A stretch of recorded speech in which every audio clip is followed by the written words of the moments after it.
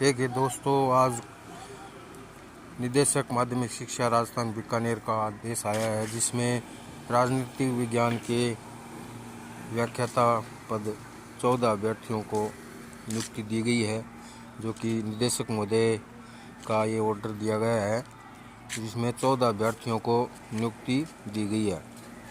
इन अभ्यर्थियों को बीकानेर, धौलपुर और तिजारा, बाड़मेर, अलवर,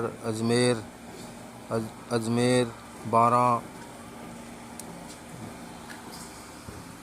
ब्यावर, चूरू और पाली, उदयपुर, राजसमंद और गंगानगर जिले अलॉट किए गए हैं।